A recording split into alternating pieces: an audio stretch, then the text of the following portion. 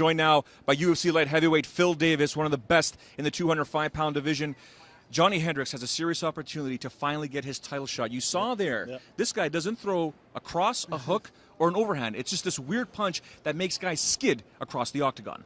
Well, that's what makes him so unorthodox. He throws that punch from such an odd angle, and that left hand just connects. It's lights out for anybody. Where do you feel Condit's more dangerous in this fight, on the ground or in the feet? Well, we haven't seen too much of Johnny Hendricks' ground game. Yep. So I'd have to say the ground, but probably they might be pretty evenly matched on the ground. And I concur. I think people are sleeping on the fact that Carlos Condit has knocked out some opponents. But everyone here, as the Bell Center is beginning to quiet down, the fans are beginning to exit.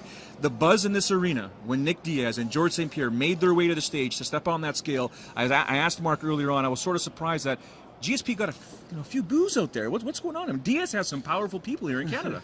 Diaz has some powerful people in Canada, that's for sure. He's just one of those guys that's a fan favorite. And those people traveled either from California or he has some local fans. But I think he has some local fans. He's kind of the man. How do you think that George has to keep the emotion out of this fight? Because you can see that with Diaz, he's trying to attack him personally with all these comments about steroid use and whatnot. How does he keep the emotion out of this fight? That's an interesting question for each fighter. Some guys like the emotion, some guys keep it out. But it should be interesting how GSP will deal with that. But I think he's seasoned in that. Coming back from losing the belt to Matt Serra, that's such a bad fashion that he lost the belt. He was able to focus through and really put on a dominant performance in that fight. So I think the champion will shine through. Nick Diaz is a polarizing figure, but he has no filter. You just never know what he's going to say. You never know what he's going to do. I had long conversations before we came on the air with Dana White in terms of the Nick Diaz business. Right. You heard what he said yesterday on a Toronto radio station, Sportsnet radio station, Fan 590. He accuses George St. Pierre of not only being on steroids, that he's got a bottle of urine in his pocket when it's time for him to get tested, and that the UFC and Dana White are basically behind the scenario to protect their champion, and they don't do real testing in Montreal. You hear stuff like that. What goes through your mind?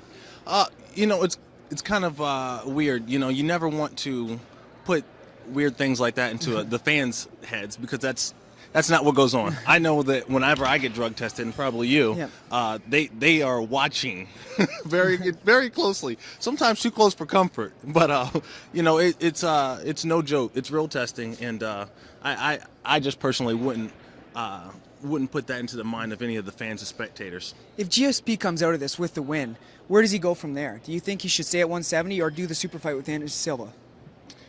I think Anderson Silva and GSP both have a couple new guys in the division that I'd like to see them fight. Chris Weidman is going to be an awesome test for Anderson Silva. Do not sleep on Weidman. Do not sleep on Weidman. And also Johnny Hendricks, if he wins tomorrow night, he will be a great test for GSP. Final question on the main event. George St. Pierre's very cerebral, going to keep Diaz guessing, but how important is it for Diaz to use his punches in number style? If he gets taken down on the ground, he's a black belt. He's got to keep George St. Pierre guessing, in my opinion. Right. I think that will be the test. George St. Pierre has his style, and his style is very unique. And guys that fight him must accommodate his style. It's not, George changes his style to fight each unique opponent. That's not the case. He has the same style, he has the same tactics, and they must adjust to him. How do you see it playing out? If GSP can keep the range that he likes to keep with his jump jab, then he'll be able to set up his takedown with no problem.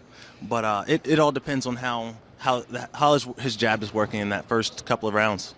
You've got a fight coming up, and never in a million years did I think it would actually take place. But you got annoyed on Twitter. Can you explain to everyone who you're fighting and how it all came to be?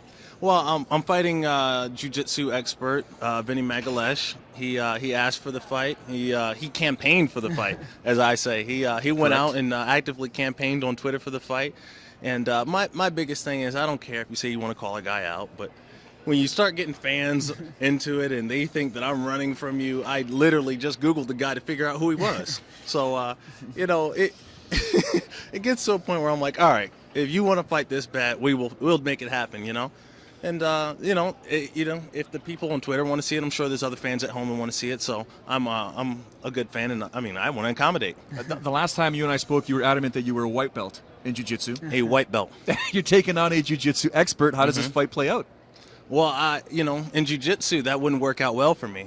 However, this is MMA, is it not? You bet. This is MMA. So we'll see how that works for him. Thank you very much for joining us today. We really appreciate it. I want to wish you the best of luck in your fight. Thank you very much, guys.